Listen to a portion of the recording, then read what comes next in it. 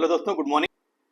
तो दोस्तों, अब से पहले तक मैंने अपने चैनल के ऊपर दो एसएमई बिजनेसेस को डिस्कस किया है। एक तो है जेएसएम फाइल्स एंड दूसरा है आपका वी मार्क इंडस्ट्रीज लिमिटेड। तो जेएसएम फाइल्स जो है वो बेसिकली क्या करता है, वो जो दवाइयाँ होती हैं, मेडिसिन होते हैं, जो कैप्सूल्स हैं, टैबलेट्स हैं, उनके लिए स्ट्रिप्स में रेडी करता है, जो एल्यूमिनियम की बनी हुई स्ट्रिप्स होती हैं, पत्ते, बेसिकली दवाइयों के पत्ते बनाता है। एंड जो दूसरा बिजनेस है वी मार्क इंडस्ट्री, जो बेसिकली वायर एंड केबल वाले सेगमेंट में है। एंड दोनों ही बिजनेस अगर आप देखें तो मैंने कवर किया, अप्रॉक्सिमेटली इनको हफ्ते 10 दिन पहले कवर किया था, और उसके बाद से देखें तो दोनों ही बिजनेस अपने नीचे के लेवल से लगभग 25-30% ऊपर हो चुके हैं, काफी वो चल चुके हैं। एंड ऐसा ही एक बिजनेस है दोस्तों, air floor rail technologies limited, जो कि अगर आप देखें तो एसएमई प्लेटफॉर्म के ऊपर लिस्टेड है। एंड मुझे इसमें वैसा ही पोटेंशियल नजर आता है कि आगे चल के ये अपने इन्वेस्टर्स के लिए काफी पैसा बना सकता है। तो आज हम इसके बारे में समझेंगे। तो बेसिकली दोस्तों, अगर आप air floor rail technologies limited का मार्केट कैप देखें तो बिल्कुल माइक्रो कैप कंपनी है, मात्र 830 करोड़ का इनका मार्केट कैप है। और अगर आप करेंटली इनका पीओ देखते हैं, पीई देखते हैं, प्राइस टू अर्निंग रेशियो, तो current price to earning ratio भी लगभग 30 के आसपास है। लेकिन हम इनका FY26 का भी जो H2 का रिजल्ट आया नहीं है, H2 के रिजल्ट के बाद का वैल्यूएशन भी कैलकुलेट करेंगे और FY27 का वैल्यूएशन भी कैलकुलेट करेंगे, और देखेंगे कि क्या ये कंपनी इन्वेस्टमेंट करने के लायक है या नहीं है। तो सबसे पहले हम इनका बिजनेस मॉडल समझते हैं दोस्तों। तो अगर आप इनका बिजनेस मॉडल देखें तो ये बेसिकली करते क्या है, ट्रेन के कोचेज बनाते हैं। रेलवे के लिए जो कोचेज होते हैं, जो डिब्बे होते हैं, बोगी जिसमें पैसेंजर बैठ के जर्नी करते हैं, तो रेलवे के लिए कोचेज मैन्युफैक्चर करते हैं। बेसिकली जो कोचेज के पार्ट्स हैं, जैसे सीट्स हैं, रूफ है, साइड वॉल है, विंडो है, अंडर फ्रेम्स हैं, ऑटोमेटिक स्लाइडिंग डोर जो होता है। एंड वो आप लोगों ने देखे होंगे वंदे भारत और शताब्दी जैसी ट्रेनों में वो रहता है ऑटोमेटिक स्लाइडिंग डोर्स। आप जाते हैं, आपके सामने से सेंस करके वो स्लाइडिंग डोर स्लाइड हो जाती है, खुल जाती है। इसके अलावा जो लगेज रखने के लिए रैक्स होते हैं, एयर फिल्टर्स हैं, पायलट का जो केबिन होता है, इसके अलावा जो पायलट के केबिन में जो इंटीरियर पैनल्स होते हैं, या जो डिब्बे, जो कोचेज है, कोचेज में जो लास्ट में या स्टार्टिंग में जो इंटीरियर पैनल्स होते हैं, वो ही मैन्युफैक्चर करते हैं। इसके अलावा टॉयलेट्स हैं, जो इसके अलावा जो heating, ventilation and air conditioning से रिलेटेड जो भी प्रोडक्ट रेलवे कोचेज में यूज होते हैं, वो सारे ये मैन्युफैक्चर करते हैं। और दोस्तों, अगर आप देखें तो ये नॉर्मल रेलवे के कोचेज तो मैन्युफैक्चर करते ही हैं, उसके साथ साथ अगर आप देखें तो ये मेट्रो, जो मेट्रो ट्रेन होती है, उसके कोचेज मैन्युफैक्चर करते हैं, वंदे भारत के कोचेज मैन्युफैक्चर करते हैं, शताब्दी है वह उसके कोचेज मैन्युफैक्चर करते हैं। इसके अलावा जो विस्टाडोम कोचेज होता है, जिसमें जो सीट्स होती हैं वो बेसिकली क्या होती हैं, मूविंग सीट्स होती हैं, आप वो रिवॉल्विंग सीट्स होती हैं, आप उसको चारों तरफ घुमा सकते हैं। एंड इसके अलावा वंदे भारत ट्रेन में आपने एक स्पेशल फैसिलिटी देखी होगी कि उसके एक दो कोचेज ऐसे होते हैं उस ट्रेन में, जिसमें आप छत से ट्रांसपेरेंट होता है, या बाहर का सीनरी देख सकते हैं। तो इस टाइप के विस्टाडोम जो स्पेशल कोचेज होते हैं वो भी मैन्युफैक्चर करते हैं। एंड इसके अलावा देखें आप तो ये जो RRTS कोचेज है वो मैन्युफैक्चर करते हैं, जो एक्सपोर्ट डेमो कोचेज होते हैं वो भी मैन्युफैक्चर करते हैं। एंड मतलब अगर आप देखें तो कोचेज में ऐसा कुछ भी नहीं है जो ये इंडियन रेलवे के लिए मैन्युफैक्चर नहीं करते हैं, एवरी टाइप के कोचेज ये मैन्युफैक्चर करते हैं। और दोस्तों, इनके बिजनेस का एक दूसरा वर्टिकल है, ये इंडियन रेलवे के लिए कोचेज तो मैन्युफैक्चर करते ही हैं, इसके साथ साथ ये क्रिटिकल कंपोनेंट मैन्युफैक्चर करते हैं एरोस्पेस एंड डिफेंस सिस्टम के लिए, डिफेंस इंडस्ट्रीज के लिए। तो अगर हम उसके प्रोडक्ट के बारे में थोड़ा डिटेल में डिस्कस करें तो जो डिफेंस सेगमेंट है उसमें ये ड्रोन मैन्युफैक्चर करते हैं, जो ड्रोन्स होते हैं, एंटी ड्रोन सिस्टम्स मैन्युफैक्चर करते हैं, जो राडार सिस्टम है वो ये मैन्युफैक्चर करते हैं। इसके अलावा जो लेजर सिस्टम होता है वो भी ये मैन्युफैक्चर करते हैं। और दोस्तों, अगर हम इनकी मैन्युफैक्चरिंग फैसिलिटी के बारे में बात करेंगे तो इनके 3 मैन्युफैक्चरिंग प्लांट है, तीनों चेन्नई में है।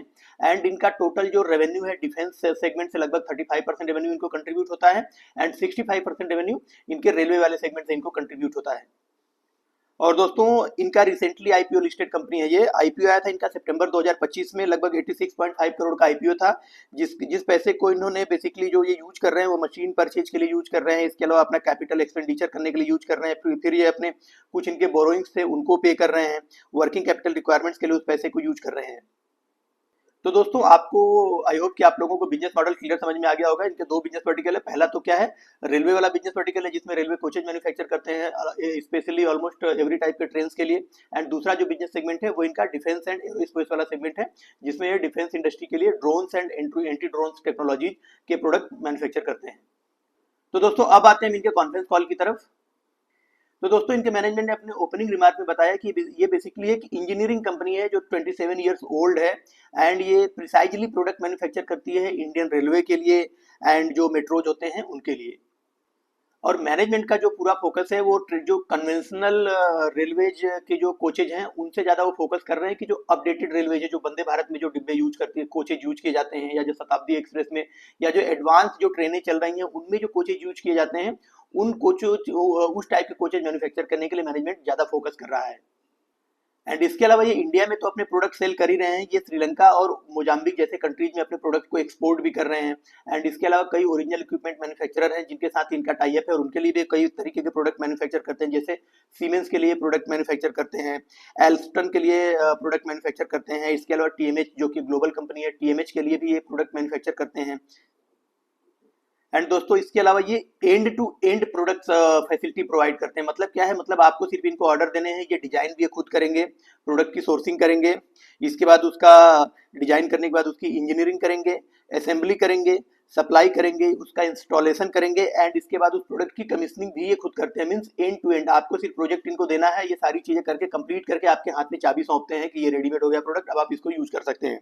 And end to end service provider होने का फायदा ये है दोस्तों कि कॉस्ट के ऊपर अच्छा खासा कंट्रोल रहता है, इनको कॉस्ट के ऊपर कंट्रोल रहता है, क्योंकि बहुत सारी चीजें जो हैवी कॉस्ट वाली चीजें वो इनकी इंटरनल रहती है, इंजीनियरिंग इनकी है, डिजाइनिंग इनकी है, मैन्युफैक्चरिंग इनकी है।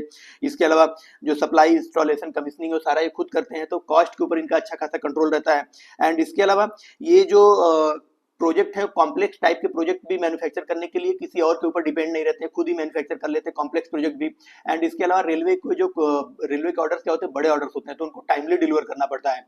तो ये क्या करते हैं कि सारा कुछ इन हाउस होने की वजह से डिलीवरी टाइम भी इनका फास्ट होता है, ये प्रोडक्ट टाइमली डिलीवर कर पाते हैं।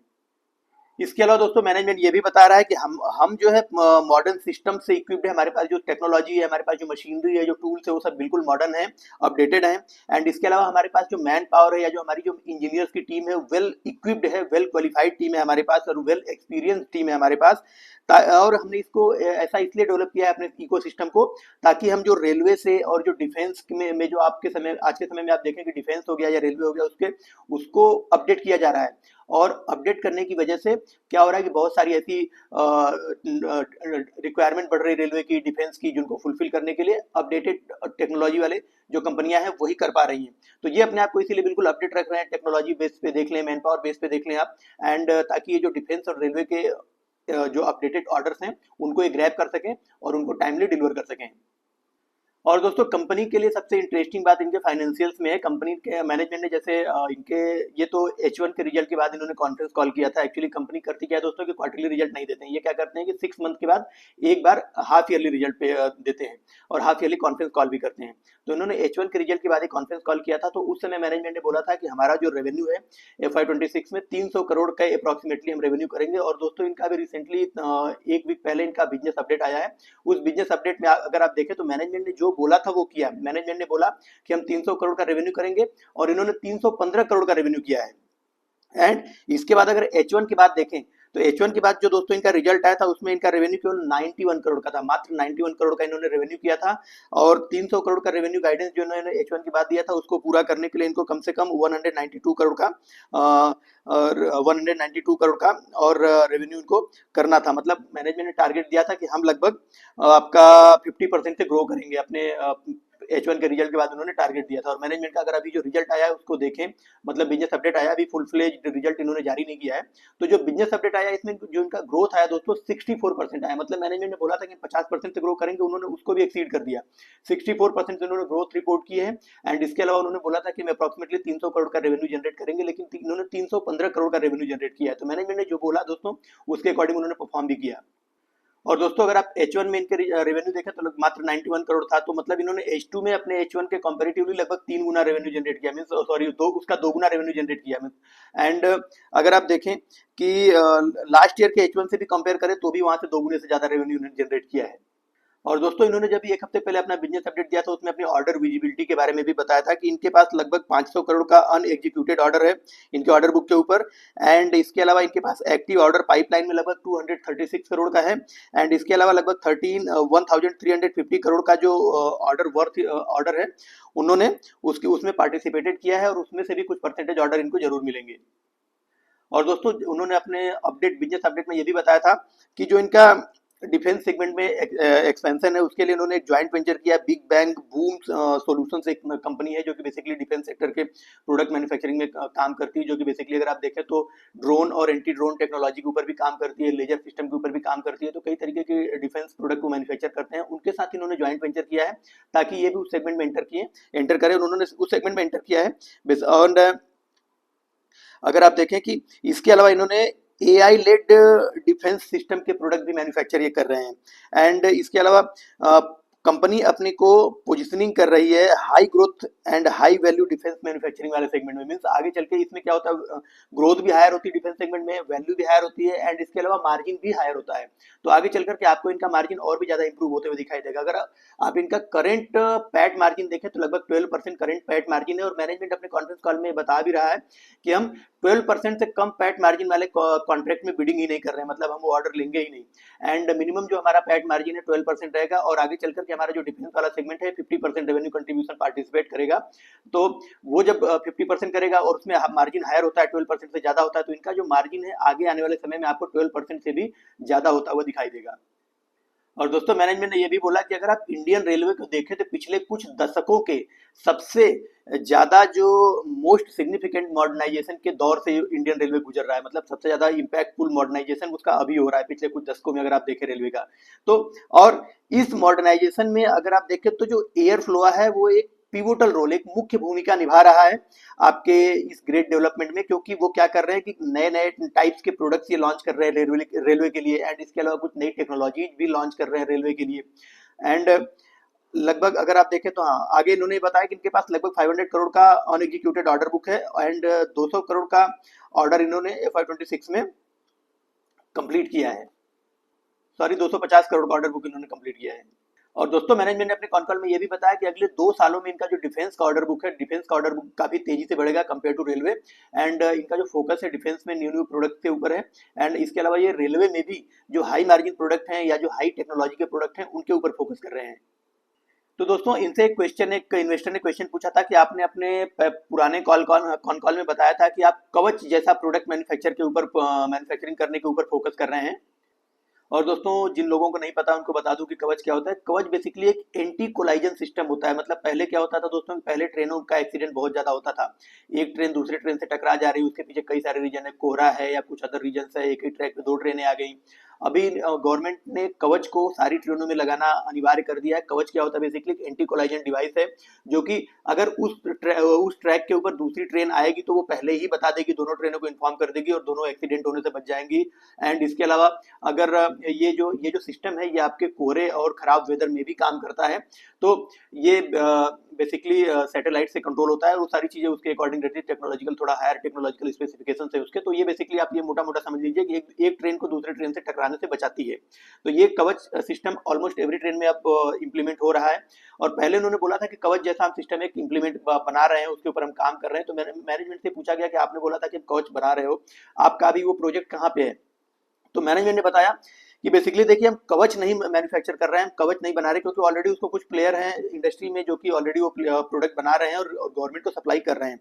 हम कवच हम एक ऐसा डिफेंस सिस्टम बना रहे हैं, हम एक ऐसा सिक्योरिटी सिस्टम बना रहे हैं जो बेसिकली अगर आप देखें तो train security management system develop कर रहे हैं, जो कि कवच नहीं बल्कि कवच उसका एक पार्ट है। मींस जो ये train collision anti collision device है वो उस पूरे सिस्टम का, उस पूरे इकोसिस्टम का एक पार्ट है। उसमें ये ट्रेन कोलाइजन डिवाइस के अलावा आपका जो फायर से रिलेटेड जो इंसिडेंट्स हो जाते हैं ट्रेनों में, उनसे बचने के लिए डिवाइस जो डिवाइस है उसमें वो भी है। एंड इसके अलावा जो सिक्योरिटी सिस्टम्स हैं, सर्विलांस सिस्टम्स हैं, फायर सप्रेशन तो हमने बता ही दिया, डोर सिस्टम्स है, वैक्यूम टॉयलेट सिस्टम्स हैं, वैक्यूम सिस्टम हो गया या फिर टॉयलेट सिस्टम, मतलब एवरीथिंग जो भी सिक्योरिटी से रिलेटेड प्रोडक्ट है वो एक ज्वाइंट प्रोडक्ट बना रहे हैं, कवच उसका जस्ट एक पार्ट है। और जो सिक्योरिटी सिस्टम ये बना रहे हैं ट्रेन के लिए वो इंडिया में अब से पहले तक कभी बनी नहीं है, इंडिया में अब से पहले तक वो यूज भी नहीं की गई है ट्रेन में। वो ईस्टर्न और वेस्टर्न जो कंट्रीज हैं उन कंट्रीज में वो प्रोडक्ट यूज किए जाते हैं, सेम वैसा ही प्रोडक्ट ये इंडिया में डेवलप कर रहे हैं। और दोस्तों इन्होंने FY26 के लिए 300 करोड़ का रेवेन्यू गाइडेंस दिया था, जो कि इन्होंने 315 करोड़ करके अचीव कर लिया है। FY27 के लिए भी इन्होंने दोस्तों रेवेन्यू गाइडेंस दिया था, उनका कहना है कि हम 550 करोड़ या उससे ज्यादा ही रेवेन्यू जनरेट करेंगे FY27 में। एंड दोस्तों डिफेंस सिस्टम के बारे में इन्होंने ये बताया कि डिफेंस में हमने टीथर ड्रोन डेवलप कर लिया है, और एक नए टाइप का ड्रोन है जिसे लॉइटेरिंग ड्रोन कहते हैं। तो वो ड्रोन ये वो ड्रोन डेवलपिंग फेज में है, मतलब उसको डेवलप कर रहे हैं। इसके अलावा बिग बैंग बूम के साथ इन्होंने ज्वाइंट वेंचर किया है, जो कि basically anti drone and autonomous drone के लिए किया है। और ये जो ड्रोन है एंटी ड्रोन हो गया या जो ऑटोनोमस ड्रोन है, ये बेसिकली जो सिविलियन को भी ये सेल करेंगे और डिफेंस इंडस्ट्री को भी सेल करेंगे। और दोस्तों इनके एंटी ड्रोन की खासियत क्या होगी, अभी आप अगर आप करेंटली इंडिया में जो एंटी ड्रोन है उसको देखें तो उसकी जो कैपेसिटी वो एक्चुअली भारत इलेक्ट्रॉनिक्स बनाता है। एंड भारत इलेक्ट्रॉनिक्स और अडानी का कोई ज्वाइंट वेंचर है, जब जो ये दोनों मिलकर बनाते हैं, तो उसका जो अगर आप रेंज देखें तो लगभग 800 मीटर की रेंज है उसकी। और लेकिन जो एयर फ्लोआ जो एंटी ड्रोन सिस्टम डेवलप कर रहा है उसकी जो रेंज है काफी हाई है, वो लगभग 2000 से 5000 मीटर के रेंज का एंटी ड्रोन सिस्टम डेवलप कर रहे हैं। और एंटी ड्रोन सिस्टम के साथ ही साथ ये राडार सिस्टम एंड जो लेजर सिस्टम होता है उसके ऊपर भी काम कर रहे हैं। और आगे इन्होंने अपने तीनों प्लांटों की कैपेसिटी यूटिलाइजेशन के बारे में बताया कि लगभग 85% अभी इनका करंट कैपेसिटी यूटिलाइजेशन है। इसके अलावा इन्होंने एक 14 एकड़ का नया लैंड भी परचेज किया है, जिसमें अभी ये इस साल लगभग 50,000 स्क्वायर फीट में एक नया प्लांट सेटअप करेंगे, जो कि बेसिकली रेलवे के लिए होगा। उसमें रेलवे के जो नॉर्मल कोचेज हैं, अभी क्या हो गया इनके पास, पहले इनका प्लांट छोटा था तो इनके रेलवे से जो ऑर्डर मिलते थे वही अपने पुराने प्लांट से डिलीवर कर देते थे, लेकिन अब इनको क्या है, अपडेटेड कोचेज के ऑर्डर ज्यादा मिल रहे हैं।